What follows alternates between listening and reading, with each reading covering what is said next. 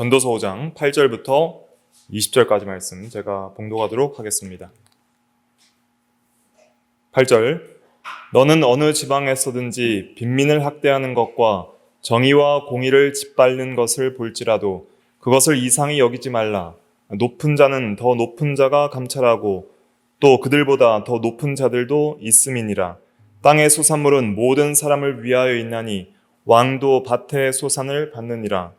은을 사랑하는 자는 은으로 만족하지 못하고 풍요를 사랑하는 자는 소득으로 만족하지 아니하나니 이것도 헛되도다. 재산이 많아지면 먹는 자들도 많아지나니 그 소유주들은 눈으로 보는 것 외에 무엇이 유익하랴. 노동자는 먹는 것이 많든지 적든지 잠을 달게 자거니와 부자는 그 부요함 때문에 자지 못하느니라. 내가 해 아래에서 큰 패단이 되는 일이 있는 것을 보았나니 곧 소유주가 재물을 자기에게 해가 되도록 소유하는 것이라. 그 재물이 재난을 당할 때 없어지나니 비록 아들은 낳았으나 그 손에 아무것도 없느니라. 그가 모태에서 벌거벗고 낳았은즉 그가 나온 대로 돌아가고 수고하여 얻은 것을 아무것도 자기 손에 가지고 가지 못하리니 이것도 큰 불행이라. 어떻게 왔든지 그대로 가리니 바람을 잡는 수고가 그에게 무엇이 유익하랴. 일평생을 어두운 데서 먹으며 많은 근심과 질병과 분노가 그에게 있느니라. 사람이 하나님께서 그에게 주신 바 그 일평생에 먹고 마시며 해 아래에서 하는 모든 수고 중에서 낙을 보는 것이 선하고 아름다움을 내가 보았나니 그것이 그의 몫이로다. 또한 어떤 사람에게든지 하나님이 재물과 부요를 그에게 주사 능히 누리게 하시며 제 몫을 받아 수고함으로 즐거워하게 하신 것은 하나님의 선물이라. 그는 자기의 생명의 날을 깊이 생각하지 아니하리니 이는 하나님이 그의 마음에 기뻐하는 것으로 응답하심이니라. 아멘. 이 시간 말씀의 제목은 돈과 헛됨입니다. 돈과 헛됨. 재물의 이 부요함과 헛됨에 대해서 말씀을 살펴보도록 하겠습니다. 중요한 요절은 10절입니다. 10절은 다 같이 한번 읽어볼까요? 시작.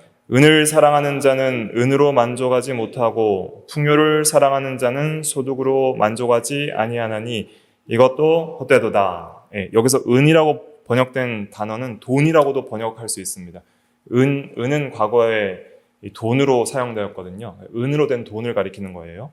그래서 어떤 영어 성경 ESV 같은 경우에도 money라고 번역됐고 또 바른 성경도 돈이라고 번역을 했는데 그 요셉도 은 20에 팔렸고 예수님도 은 30에 팔렸거든요. 그러니까 이제 구약 시대 때나 신약 시대 때에 은이 돈으로 사용됐기 때문에 여기서 말하는 것은 이제 돈을 의미하는 것입니다. 돈과 헛됨에 대해서 살펴볼 텐데 우리가 성경에 보면 돈과 이 부요함에 대해서 좀 부정적으로 말하는 경우들이 많이 있습니다. 돈을 사랑하지 말고 또 부자들이 정함이 없는 재물에 소망을 두지 말고 그런 말들이 있는데 그래서 어떤 분들은 이 돈 자체를 굉장히 악하고 오히려 금욕주의나 또 부유한 삶이 금욕주의가 좋고 부유한 삶이 좋지 않은 것처럼 그렇게 생각하는 분들도 있는데 그렇지 않습니다. 돈 그 자체는 선한 거예요. 하나님께서 지으신 모든 것이 선함에 감사함으로 받으면 버릴 것이 없나니 말씀과 기도로 거룩하여짐이라. 디모데전서 4장 4절부터 5절에 말씀하신 것처럼 모든 이 세상의 피조물들은 하나님께서 선하게 창조하셨고 또 선한 목적대로 쓰도록 주신 겁니다. 그래서 돈 그 자체는 선하고 또 유익한 경우도 많이 있죠. 오늘도 우리가 하루를 살아가면서 돈을 많이 썼잖아요. 지금도 우리가 예배드리기 위해서 돈 쓰고 있잖아요. 전기세 나가죠. 기름값 나가죠. 여러분들 저녁 먹고 예배 참석하기 위해서 식비 나갔죠. 교통비 나갔죠. 또 의복 지금 다 돈이에요. 예배당의 건물도 다 돈이고 촬영하는 것도 돈이고 인터넷비도 다 돈이에요. 그러니까 이렇게 돈이 선하게 쓰면 이거 아름다운 거예요. 그런데 이 돈과 헛됨에 대해서 말할 때 돈이 왜 헛되냐면은 사람들이 돈이 우상이 돼서 돈을 사랑하는 거거든요. 은을 사랑한다고 말한 것처럼 돈을 사랑하는 게 문제고 돈을 이 하나님처럼 여겨서 그 우상이 되거나 아니면은 돈이 어떤 궁극적인 목적이 되면 안 돼요. 돈이 목표인 사람들이 이 세상에 많잖아요. 인생의 궁극적 의미와 목적과 가치와 그 다음에 만족, 인생의 궁극적 만족과 행복, 그것을 돈으로 여기고 돈으로 정할 때에, 돈으로 생각할 때에 헛되다는 거예요. 왜냐하면 돈은 그런 궁극적인 목적으로 주신 게 아니라 수단으로 주신 거예요. 선한 목적을 위해서, 하나님을 영화롭게 하고 영원토록 그를 즐거워하기 위한 목적을 위해서 우리가 사용할 수단들이에요. 그리고 돈을 가치 있고 선하게 벌어서 선한 목적을 위해서 선하게 벌어서 선하게 사용하면은 우리 경건에도 유익되고 하나님께도 영광이 되고 자기에게도 이익이 되고 다른 사람에게도 유익을 줄 수 있어요. 그러니까 부자가 나쁜 것도 아니고 돈이 많은 것도 나쁜 게 아니에요. 돈을 잘못 대하거나 돈을 인생의 목적으로 삼거나 또 잘못 벌거나 잘못 쓰는 게 문제인 것이죠. 그래서 돈이 왜 헛되게 되냐면 이 타락 이후에 사람들이 돈을 잘못 대하거나 태도가 문제죠. 그 다음에 잘못 벌거나 잘못 쓰니까 헛되게 되는 거예요. 그래서 오늘 이 전도서에서는 돈이 어떻게 헛되게 이용당하는지를 말한 다음에 어떻게 하면 유익되는지를 말하고 있어요. 그래서 먼저 돈이 헛되다는 것은 8절부터 17절까지 말하고 있고요. 특별히 좀 9가지로 정리해서 제가 말씀드릴 거고, 그 다음에 그럼 어떻게 유익되게 쓸 수 있는지는 이제 18절부터 20절까지 말하고 있습니다. 좀 길기 때문에 좀 빠르게 해보려고 합니다. 먼저 8절 같이 읽어볼게요. 시작. 너는 어느 지방에서든지 빈민을 학대하는 것과 정의와 공의를 짓밟는 것을 볼지라도 그것을 이상히 여기지 말라. 높은 자는 더 높은 자가 감찰하고 또 그들보다 더 높은 자들이 있음이니라. 높은 자들도 있음이니라. 돈을 악하게 사용하는 경우들이 있는데, 그래서 헛되게 되는데, 어떻게 돈을 악하게 사용하냐면 그 재력을 힘입어서 빈민을 학대하고 공의와 정의를 짓밟는 경우죠. 부자가 가난한 자를 학대하는 경우들은 동서고금을 막론하고 지금까지 이어져 오고 있습니다. 그런 걸 볼지라도 이상히 여기지 말라는 것은 타락한 세상에서 흔히 있는 일이라는 거예요. 오늘날 현대사회에서도 갑질 같은 거 있잖아요. 돈 있는 사람이 없는 사람을 갑질하는 것. 이런 것들도 빈민을 학대하는 경우가 될 수 있는 거예요. 그러니까 돈을 악하게 사용하는 경우는 이렇게 가난한 자들을 학대하고 정의와 공의를 짓밟는 것인데, 이것은 돈으로 악하게 돈을 벌거나 아니면은 돈으로 악을 덮거나 악한 방법으로 돈을 버는 것도 정의와 공의를 짓밟는 거죠. 권력과 돈이 있는 사람일수록 수단과 방법을 가리지 않고 악한 방법으로 재물을 취득하는 경우들이 많고, 그렇게 악한 방법으로 재물을 취득했는데 그 죄를 돈으로, 변호사를 고용해서 돈으로 덮어버리고, 유전무죄, 무전유죄라는 말이 있듯이 그렇게 하는 일들이 비일비재하게 일어납니다. 그러나 그것도 헛됩니다. 교만하여서 좀 부유하다고 교만하고 우쭐대면서 남을 무시하고 그렇게 악하게 살아가는 자들은 자신의 돈과 권력이 모든 것을 보호해주고 최고라고 생각하지만 결국은 더 높은 자가 감찰하고 있다는 거예요. 그보다 더 권위 있는 의로운 자가 나타나서 그를 심판할 수도 있고, 최종적으로는 하나님께서 선악간에 모든 것을 심판하실 것입니다. 그래서 우리가 돈 사용에 있어서도 하나님의 심판이 있는 줄 알고 선하게 사용할 수 있도록 해야 하는 것이죠. 마태복음 10장 42절에 이 작은 자 하나에게 냉수 한 그릇이라도 주는 자는 내가 진실로 너희에게 이르노니 그 사람이 결탄코 상을 잃지 아니하리라. 정말 작은 물질 하나를 남을 위하여 베푸는 것, 이런 선한 사용들을 하나님께서 다 칭찬해 주신다는 것이죠. 그 다음에 돈이 있는 소비자는 노동자와 하나님께 감사해야 됩니다. 9절 한번 읽어볼게요. 9절 시작. 땅의 수산물은 모든 사람을 위하여 있나니 왕도 밭의 수산을 받느니라. 예. 당시 농민은 하층민이었어요. 그래서 열심히 땅의 수산물을 내기 위해서 일하지만은 그러나 그 일한 만큼 상응하는 대가를 받지 못하는 경우들이 많이 있죠. 왕이 또 귀족들이 많이 가져가고 자신은 그냥 종으로서 할당량만 받고 적게 받는 경우들이 많이 있죠. 그러나 하나님께서는 이 모든 물질과 돈도 모든 사람들을 위해서 내신 거예요. 그리고 특별히 이렇게 그 판매자나 노동자들 이러한 사람들이 없으면은 소비자들이 돈이 아무리 많아도 그것을 살 수가 없잖아요. 우리가 돈이 아무리 많아도 실질적으로 살 수 있는 물건을 내는 사람이 없으면은 돈은 가치가 없는 거예요. 그 가치 중에 교환 가치가 있고 실제적인 그런 가치가 있는 것이 있거든요. 그러니까 돈이라는 건 교환 가치예요. 뭔가를 바꿀 수 있는 가치인 것이죠. 그런데 예를 들면 전시 상황에서 피난을 가야 되는데 돈을 많이 갖고 가는 건 소용이 없어요. 차라리 음식이 있는 것이 더 가치가 있는 것이죠.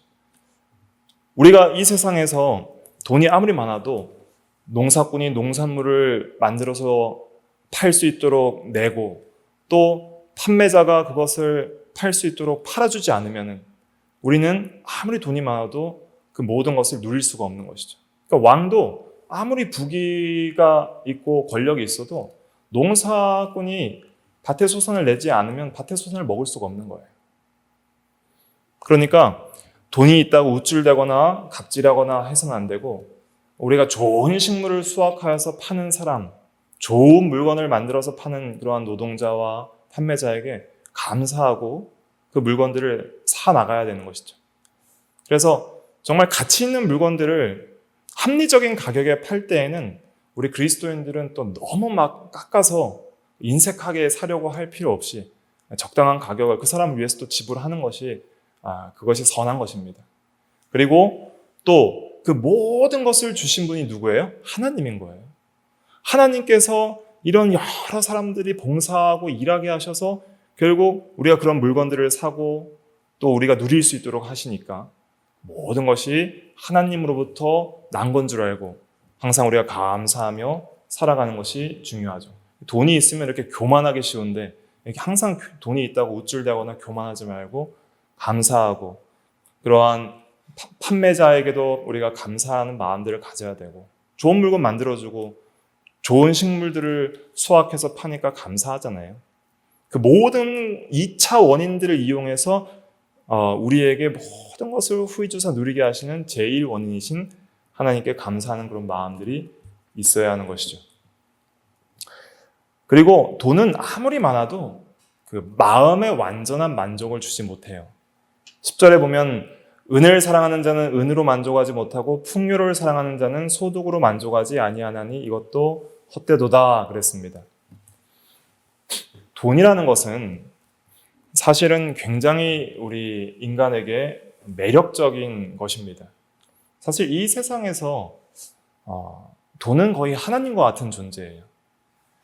과거에는 자급자족하는 시대에는 실질적으로 물건이 있는 사람이 잘 살았지만은 오늘날 돈으로 모든 것을 살 수 있는 시대에는 돈이 거의 모든 것을 우리에게 제공할 수 있는 능력이 되는 것이죠. 돈이 있으면 거의 모든 걸 할 수 있어요. 집도, 차도, 음식도, 옷도, 교육, 사람, 즐길 거리, 쾌락받을 거리까지 다 살 수가 있잖아요. 그러니까 돈은 하나님과 같이 느껴지고 돈은 최고의 목적과 의미와 가치처럼 느껴지는 것이 이 현대 사회에서의 돈입니다. 돈의 위치인 것이죠. 그러나 돈이 절대로 살 수 없는 게 있어요. 그것은 생명이에요. 영적인 생명이든 육체적 생명이든 돈이 사람의 소유의 넉넉함이 생명이 사람의 소유의 넉넉함에 있지 않다. 예수님께서 그렇게 말씀하셨잖아요. 또 돈은 만족을 살 수 없어요. 만족. 돈이 있으면 만족할 것 같잖아요. 근데 일시적인 만족을 잠깐 느낄 수는 있을지 몰라요. 한 100억이 있으면 좋겠다 한 사람이 100억을 모으면 일시적인 만족이 한 며칠 갈 수 있죠. 차는 한 며칠 가고 새 집은 한 3달 간다 그래요. 그러니까 물질은 금방 질리고 만족이 없어요. 왜 만족이 없냐면 거기에는 계속적인 탐욕과 더 많은 것을 얻기 위한 욕심이 충족이 되지 않기 때문입니다. 물질로는. 그래서 하나님께서는 이 세상의 이 돈과 물질들을 우리에게 주셔서 사용하도록 주셨지만은, 그래서 모든 것을 주사 후히 누리게 하시고 여러 가지 선한 것들을 주셨지만은 한 가지 안 주신 것이 있어요. 이 세상의 것들로 많은 것을 얻을 수 있지만은 만족이라는 것은 못 얻게 하셨어요. 세상의 것으로는 하나님이 만족을 주시진 않아요. 왜냐하면 세상의 것으로 사람이 만족하면 절대 하나님을 찾지 않을 것이기 때문에 만족은 하나님으로만 얻을 수 있도록 하시는 것이죠. 만족이라는 것은 그 영원성과 충만성이 있어야 됩니다. 더 필요 없어야 만족하는 거예요. 근데 어떤 사람도 돈이 더 필요 없을 정도로 만족합니다 하는 사람은 찾아볼 수가 없어요. 예를 들면 이 세상에서 가장 부유했던 사람 중에 한 명이 존 디 록펠러라는 사람이 있거든요.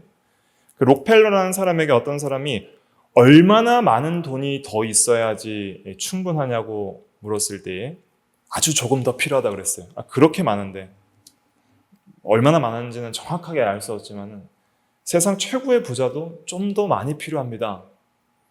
그렇게 말할 정도로 돈은 인간에게 만족을 줄 수 없다는 것이죠. 항상 이 불만족은 채워지지 않는 탐심 때문에 발생합니다. 더 가지고 싶은 욕망, 또 사고 싶은 것을 살 돈이 없을 때 불만족하고, 사고 나니까 기대만큼 충족되지 않을 때 불만족하는 것이죠. 얻고 났는데도 좀 더 얻고 싶고 금방 질리고 새로운 것을 추구하게 되는 것이죠. 그래서 돈은 절대 만족을 줄 수 없습니다. 또 돈은 이 사랑도 줄 수 없어요. 돈으로 사랑을 살 수 없어요. 이 영원한 생명, 사랑, 만족 이 세 가지는 함께 가는 거예요. 하나님 안에 있는 거예요. 영원한 생명도 하나님과의 영원한 사랑의 교제이고 또 육체적 생명도 하나님께서 주시는 거예요. 생명은 하나님께 속한 겁니다. 생명은 이 세상에 없어요. 세상은 생명을 주지 못해요. 하나님은 만민에게 생명과 호흡과 만물을 주시는 분이라고 그랬어요. 사도행전 17장에. 그러니까 생명도 하나님 것이고 호흡도 만물도 다 하나님 것이에요. 특별히 생명 자체는 만물을 통해서 주어지지 않아요. 만족도 만물을 통해서 돈으로 주어지지 않아요. 사랑도 돈으로 주어지지 않아요. 참된 완전한 사랑도 하나님이 주시는 거예요. 그러니까 하나님 안에서의 이 생명, 만족, 사랑을 누리지 못하는 사람은 절대 이 세상의 돈으로 그것을 얻을 수 없다는 것을 우리가 알아야 됩니다. 그러니까 사실 우리의 불만족은 궁극적으로 돈이 적고 많음에 있는 것이 아니라 하나님이 우리 안에 충만히 계시지 못하기 때문입니다. 하나님을 얻고 그 안에서 발견되는 삶을 살지 못하기 때문이죠. 바울도 그랬잖아요. 모든 것을 배설물로 여김은, 그리스도를 아는 지식이 가장 고상함을 인하여 모든 것을 배설물로 여김은 그리스도를 얻고 그 안에서 발견되기 위함이니 그랬잖아요. 그러니까 우리는 참된 만족과 사랑과 생명은 하나님께 있는 줄 알고 먼저 우리가 하나님을 인생의 최고의 목적으로 삼아야 되고 하나님을 최고의 의미와 가치로 삼아야 되고 하나님을 우리의 사랑의 대상자요 참된 만족을 주시는 분으로 그렇게 믿고 의지하는 그것이 바른 신앙입니다. 돈은 그 목적을 위해서 사용될 때 만족스럽게 쓸 수 있는 거예요. 하나님을 바르게 믿고 경외하고 예배하고 순종하고 여호와를 경외하고 믿음으로 살기 위해 돈을 사용하고 또 자기의 생명을 유지하고 다른 사람에게 베풀기 위해서 또 교회를 세우기 위해서 그렇게 돈을 사용하여서 바른 목적대로 바르게 벌고 바르게 사용할 때 만족이 있는 거예요. 거기서. 그러니까 돈은 바른 목적대로 바르게 벌고 바르게 써야 만족이 있지 쌓아 놓는다고 만족한 건 아니에요. 여기는 이제 풍요를 사랑하는 자는 소득으로 만족하려고 쌓아 놓잖아요. 돈 쌓아 놓으면 뭐 할 거예요? 쓰지도 못하는데. 이제 거기에 대해서 설명을 하고 있죠. 11절 읽어볼게요. 시작. 재산이 많아지면 먹는 자들도 많아지나니 그 소유주들은 눈으로 보는 것 외에 무엇이 유익하랴. 예. 돈은 인생에 있어서 꼭 필요합니다. 근데 필요한 것은 일정 부분이에요. 여러분들 한번 생각해 보세요. 하루를 살아가기 위해서 여러분들이 하루에 필요한 돈이 얼마나 필요하세요? 최소 비용을 계산해 보면 그렇게 많지는 않아요. 뭐 몇 억이 필요한 건 아니잖아요. 하루를 생명을 유지하기 위해서 사람답게 살기 위해서 그렇게 많은 돈이 필요한 건 아니에요. 그래서 돈은 인생에 있어서 필요하지만 필요한 만큼의 일정 부분이 충족되고 나면은 더 이상은 어떤 직접적인 유익은 없어요. 허상이에요. 재산이 자기가 유지하고 감당할 만한 수준이 다 있습니다. 근데 일정 수준이 넘어가면은 그 재산과 또 그 사업을 관리할 사람들을 고용해야 돼요. 가게도 혼자서 일할 때 처리할 수 있는 분량이 있잖아요. 손님이 많으면은 이 직원을 고용을 해야 되는 거예요. 돈도 일정 수준 이상 많아지면은 그 돈을 관리할 은행도 필요하고 뭐 투자를 하게 되면 투자를 대신해 줄 그러한 관리자들이 필요한 거예요. 매니저들이 필요한 것이죠. 그런데 그렇게 많은 재산이 증식되면은 그것을 현재적으로 그 소유주들이 누리고 있느냐? 그렇지 못해요. 눈으로만 볼 뿐이에요. 예를 들면 뭐 한 1,000억이 있어요. 하루를 살아갈 때 얼마 쓰겠어요? 많이 쓰는 사람은 좀 많이 쓰겠죠. 사치하면서 많이 쓰려면 좀 더 쓸 수 있겠죠. 그러나 그리스도인들이 검소하게 살면은 뭐 그렇게 많이 안 쓸 거 아니에요, 하루에. 몇만 원, 몇십만 원, 뭐 좀 특별한 일은 뭐 몇백만 원 쓸 수 있겠죠. 나머지 돈은 뭐예요? 은행 잔고 보면서 구경할 뿐이에요. 눈으로 보는 것 외에는 유익한 것이 없는 것이죠. 근데 세상 사람들은 그거 보고 이제 만족하는 거예요. 아, 내 잔고가 든든하니 내 영혼아 평안하라. 그러고 있는 거예요. 그런데 죽으면 소용이 없는 거예요.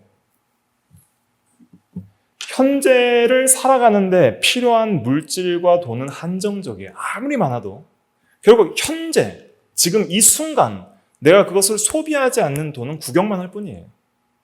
내가 지금 당장 쓰지 않는 것은 그냥 잔고에 있든지 그냥 아무리 큰 사업체를 벌려놓고 집이 뭐 100평이든 1000평이든 내가 지금 활동하는 공간 외에는 구경할 뿐이에요. 그걸 관리하려면 사람들과 돈이 더 많이 필요한 것이죠. 과거에는 이 재산이 이렇게 인터넷상으로서 이렇게 무형적으로 존재한 것이 아니라 보통 유형적으로 존재했잖아요.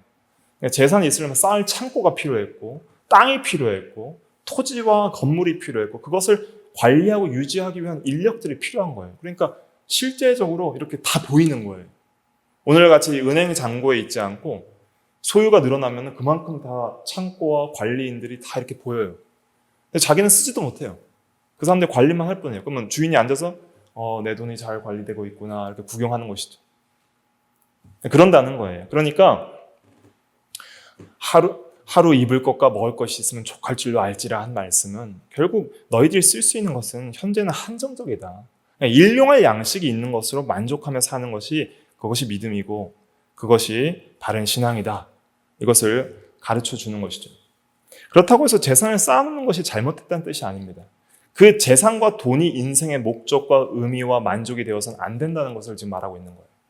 그것을 목적으로 삼아도 허상일 뿐이다. 그냥 눈으로 보는 것 외에 유익한 것이 없다. 이 11절에서 말하고 있잖아요.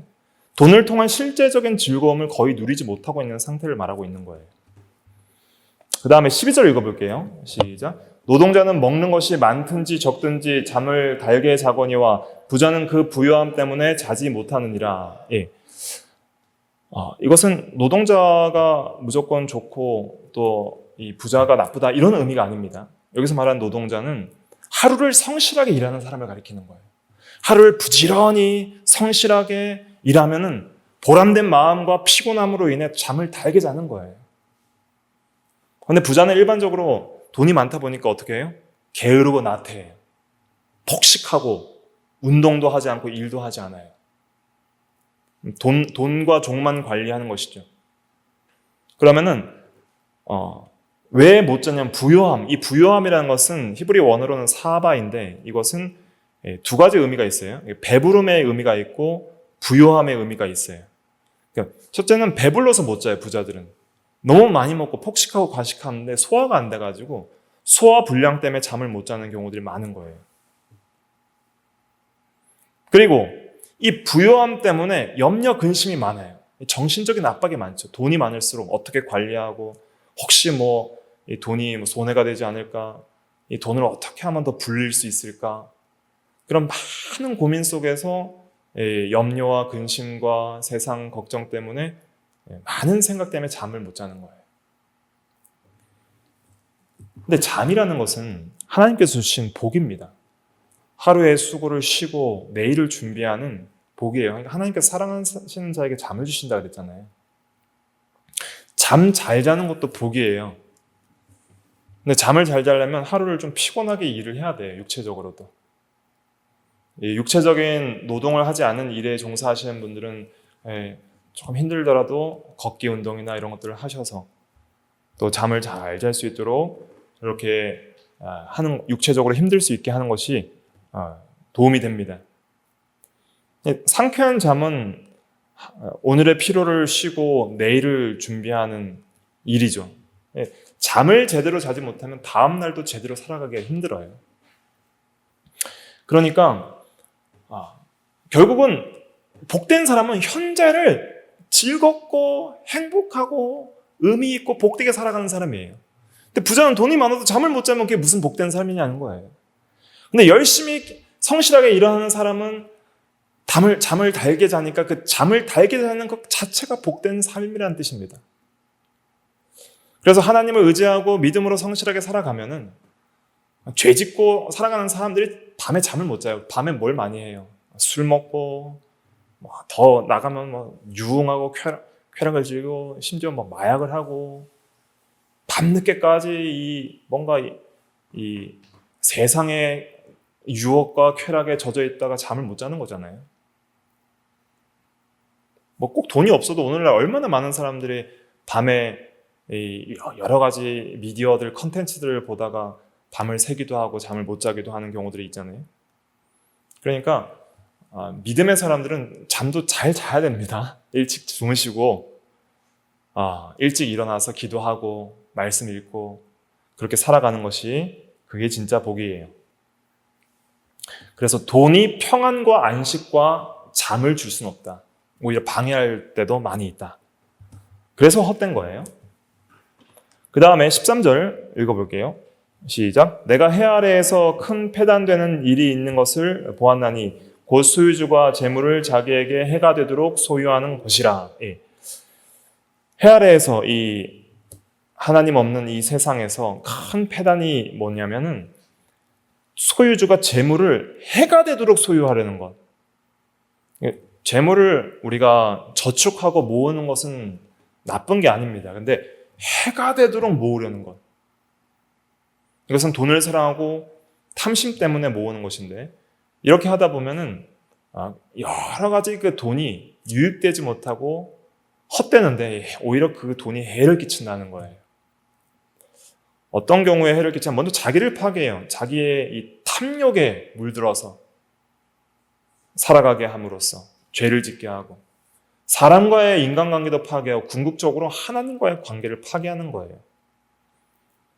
디모데전서 6장 9절에 보면 부하려는 자들은 시험과 올무와 여러 가지 어리석고 해로운 욕심에 떨어지나니 곧 사람으로 파멸과 멸망에 빠지게 하는 것이라. 부하려고 하는 것 때문에 많은 욕심과 죄를 짓게 된다는 거예요. 그래서 마가복음 10장 22절에 보면 한 부자 청년이 예수께 나와서 영생을 얻으려면 어떻게 해야 합니까? 할 때 내 모든 재산을 다 팔아 가난한 자들에게 나눠주고 너는 나를 따르라 할 때 이 사람이 재물이 많은 거로 슬픈 기색을 띠고 예수님을 버리고 갔다 그랬잖아요. 이 세상에 많은 사람들이 돈을 해가 되도록 소유하기 때문에 그리스도를 버립니다. 영생을 버리니까 얼마나 큰 해가 돼요. 또 많은 죄를 짓고 자기를 파괴하고 인간관계를 파괴하는 것이 돈 때문에 일어나는 경우들이 많이 있죠. 근데 돈을 의지하면 정말 해가 되는 경우는 어떤 경우냐면, 돈을 의지하고 돈을 목적으로 살아가다가 해가 되는 경우는 재난을 만날 때예요. 14절 읽어볼게요. 시작. 그 재물이 재난을 당할 때 없어지나니 비록 아들은 낳았으나 그 손에 아무것도 없느니라. 돈 믿고 살다가 하루아침에 다 날려버리는 사람들이 굉장히 많습니다. 저도 과거에 전에 있던 교회에 굉장히 부자 장로님이 있었는데 하루아침에 돈 다 날려버려서 엄청난 빚을 지게 되었어요. 그러니까 참 그 돈은 있다가도 없고 없다가도 있는, 그래서 돈은 그 정함이 없는 거라 그랬어요. 디모데전서 6장에서는. 한번 찾아볼까요? 이건 좀 시간이 가도 한번 찾아볼게요. 디모데전서 6장 17절 같이 한번 읽어볼게요. 시작. 내가 이 세대에서 부한 자들을 명하여 마음을 높이지 말고 정함이 없는 재물에 소망을 두지 말고 오직 우리에게 모든 것을 후히 주사 누리게 하시는 하나님께 두며. 네. 부자가 되지 말라는 말이 아니라 교만하지 말고 정함 없는 재물에 소망 두지 말라는 거예요. 소망은 하나님께 두라는 거예요. 그 재물도 하나님이 주시고 그 재물을 쓸 수 있는 힘도 하나님이 주시고 그 재물을 통하여 누리고 기뻐할 수 있는 것도 하나님께 있다. 많으면 뭐 하느냐? 재물 때문에 고생하고 재물 때문에 해를 당하는 것이, 그것이 무슨 의미가 있겠느냐는 것이죠.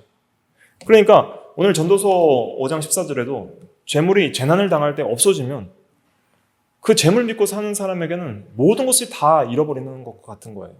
인생의 의미, 목적, 만족, 행복 다 잃어버리는 거예요. 그러니까 큰 재물이 있다가 재산 다 없어질 때 많은 사람들이 자살을 하죠. 그런 경우들이 많이 뉴스에 나오게 됩니다. 그래서 잠언 23장 5절에 보면 내가 어찌하여 허무한 것에 주목하느냐, 정령히 재물은 스스로 날개를 내어 하늘로 나는 독수리처럼 날아가리라. 재물은 있다가도 없고 없다가도 있게 되는 거예요. 특별히 예상치 못한 재난을 당할 때가 많이 있습니다. 예를 들면 투자를 했는데 투자금을 다 상실한 경우, 또 과거 이제 고대 시대 같은 경우에는 어떤 주문한 물건들이 있어요. 근데 배가 오다 침몰하면 재산 다 잃고 빚지는 거예요. 또 뭐 이렇게 낙타를 통해서 광야에서 이제 운반을 하기도 했거든요. 근데 낙타가 운반하는 화물이 그 강도에게 습격을 받아서 잃어버리면 다 잃어버리는 거예요. 그렇게 막 날아가는 경우들이 생기는 거예요. 오늘날도 그런 일들이 생기죠. 그래서 재난 때에 갑자기 없어지는 경우, 또 사업을 해서 잘 되다가 갑자기 경기가 어려워져서 문을 닫는 경우들이 많이 있어요. 오늘도 제가 설교 준비하다가 서변동 잠깐 산책했는데 전에 있던 가게들 1층 집 대부분 지금 다 임대 내놨더라고요. 그러니까 그렇게 많은 수천만 원 투자해서 가게를 했는데 얼마 안 있다가 다 그냥 문을 닫는 그런 경우들이 있는 거예요. 그리고 더 비참한 건 진짜 필요할 때 돈이 없는 경우들이 있어요.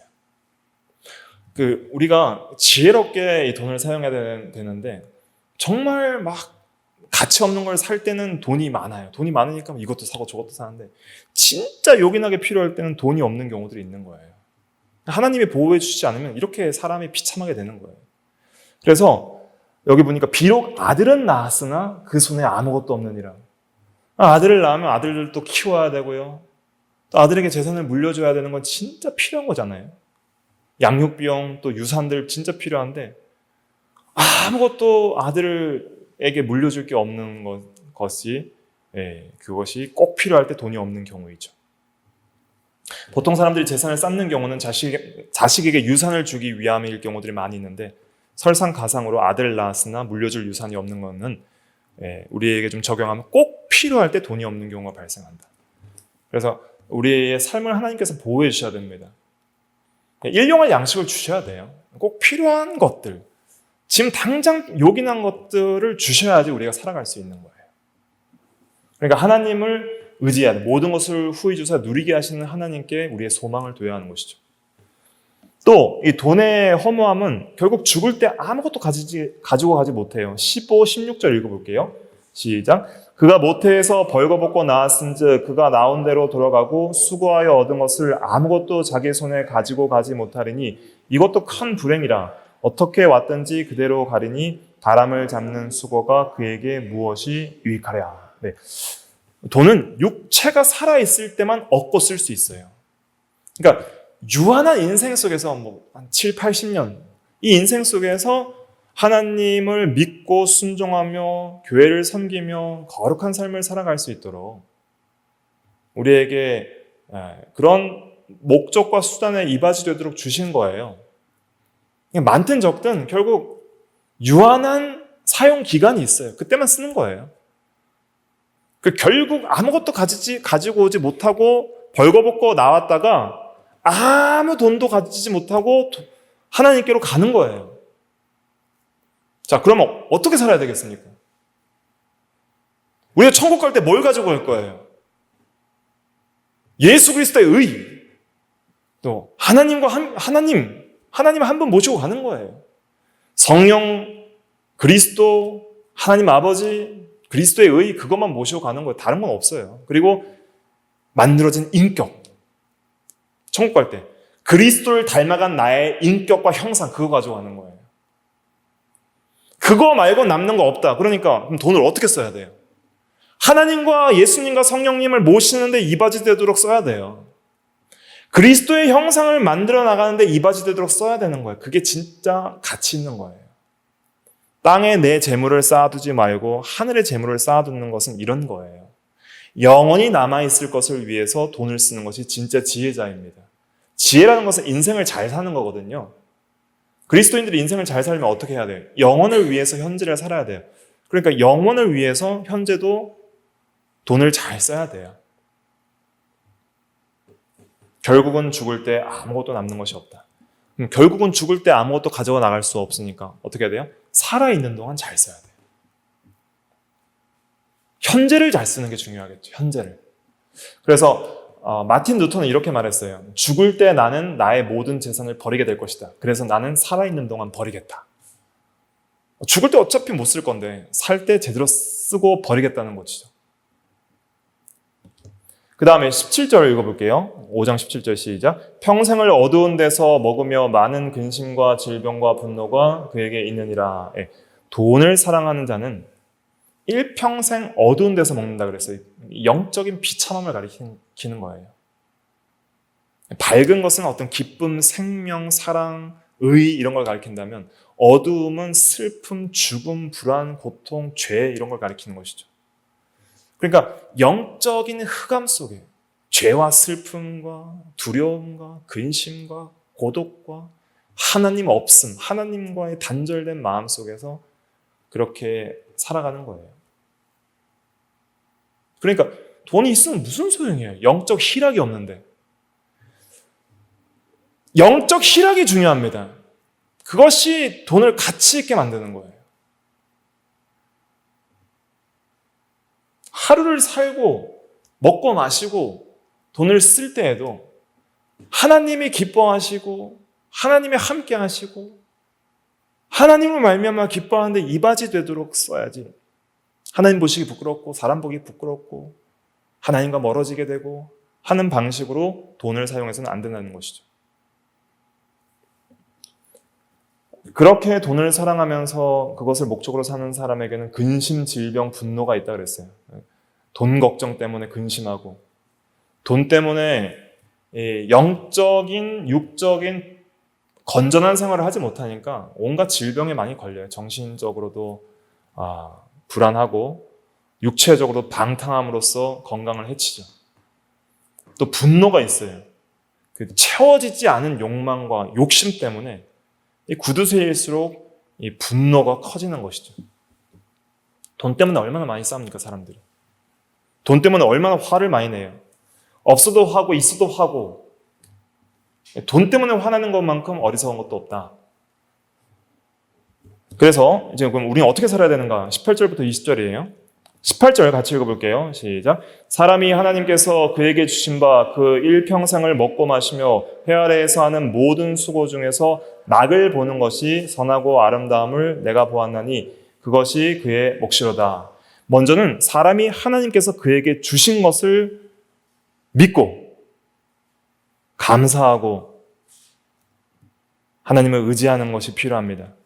모든 돈과 그 다음에 돈이 중요한 게 아니에요. 그걸 누릴 수 있는 힘이 필요해요. 일할 수 있는 힘도 필요해요. 돈은 하나님이 주신다고 그랬어요. 신명기 8장 18절에 보면은 내게 재물 얻을 능력을 주셨습니다. 네 능력과 손의 힘으로 재물을 얻었다 말하지 말라 그랬어요. 재물 얻을 능력은 하나님이 주신다 그랬어요. 신명기 8장 18절에. 우리가 교만하면 안 되는 게 내가 잘나서 돈을 벌고 내가 잘나서 돈이 많이 모였다 생각하시면 안 돼요. 돈은 하나님이 주신 거예요. 일할 수 있는 일 터전 내가 만든 게 아니에요. 누군가 만들어내고 그것도 하나님이 주신 거예요. 결국 벌어서 그 돈을 써서 먹을 것과 마실 것을 기쁨으로 누릴 수 있게 하는 것도 하나님이 주시는 거예요.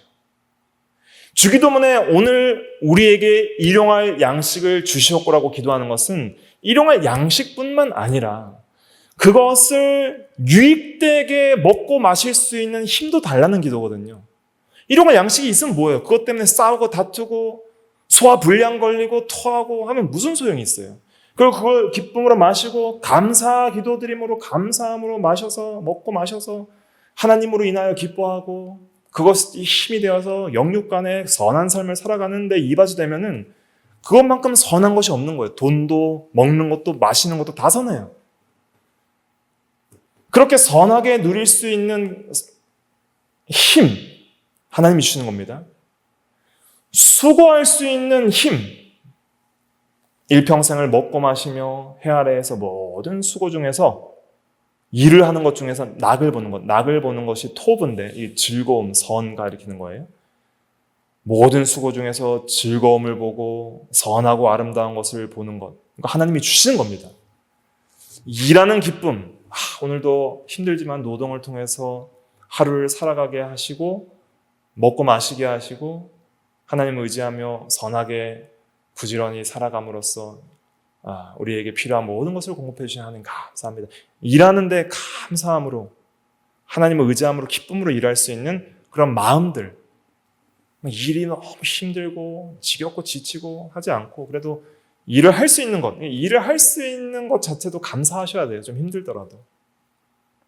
오늘 하루를 일할 수 있게 하신 것 감사하고 그것을 일을 하는 것을 통해서 돈을 벌게 하시는 것도 감사하고 그것을 통해서 먹고 마시는 것을 누리게 하시는 것도 하나님이 주시는 거예요.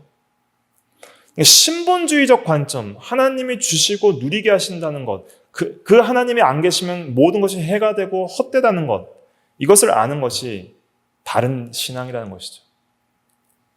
먹고 마시고 수고할 수 있는 일을 주시는 것, 그것을 감사하며 살아가야 됩니다. 만약에 우리가 먹고 마시는 것이 하나님이 주시지 않는 것이 되면 그 먹고 마시는 것이 큰 해가 될 수 있어요. 예를 들면 벨사살 왕은 다니엘 5장에 보면은 성전 기명으로 먹고 마시다가 그날에 죽어버렸어요. 그 하나님의 성전 기명으로 하나님 모독하면서 먹고 마시다가 하나님의 손가락에 나타나서 메네 데겔 우바르신 하면서 내 나를 세워서 이제는 끝내게 되었다. 그날 죽어버렸어요. 그렇게 먹고 마시는 것이 그에게 해가 된 것이죠. 우리에게 먹고 마심과 일하는 것이 유익이 되게 하시는 분은 하나님입니다. 여호와를 경외하고 계명을 순종하며 사는 자에게 이런 은혜들을 주시는 거예요. 그 다음에 19절 읽어볼게요. 시작. 또한 어떤 사람에게든지 하나님이 재물과 부요를 그에게 주사 능히 누리게 하시며 제 몫을 받아 수고함으로 즐거워하게 하신 것은 하나님의 선물이라. 재물과 부요도 하나님이 주시는 겁니다. 그것을 누리게 하시는 것도 하나님이 주시는 거고 즐거워하게 하시는 것도 하나님이 주시는 거예요. 돈을 벌게 하는 것도 잘 써서 기뻐하게 하는 것도 하나님이 주시는 거예요. 하나님 감사합니다. 하나님을 의지합니다 하면서 선한 목적대로 선하게 보이고 선하게 쓸 때 사람이 제일 행복하게 사는 거예요. 현재를 그렇게 행복하게 살 수 있도록 하시는 분이 하나님이십니다. 현재를 하나님 안에서 기쁨과 즐거움으로 살아가야 돼요. 그것이 성도의 몫이고 하나님께서 주시는 은혜예요. 믿음으로 살 때만 가능한 겁니다. 그런 자에게는 더 큰 은혜가 있는데 20절 읽어볼게요. 시작. 그는 자기의 생명의 날을 깊이 생각하지 아니하리니 이는 하나님이 그의 마음에 기뻐하는 것으로 응답하심이니라.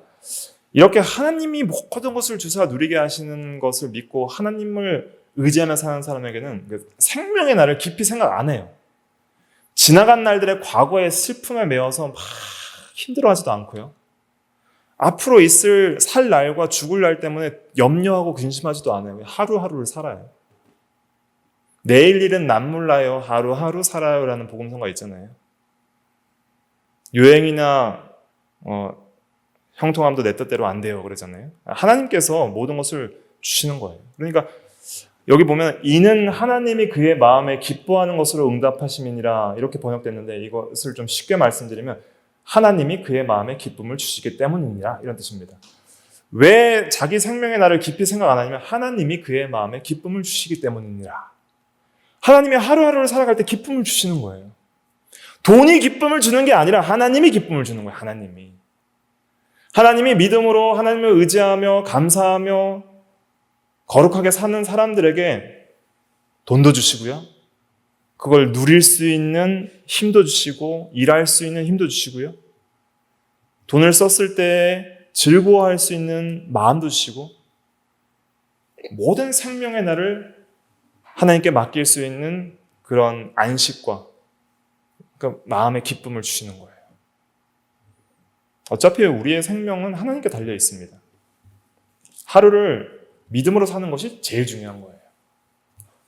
그래서 돈에 목적을 두지 말고 누구에게 목적을 둬야 돼요? 하나님께.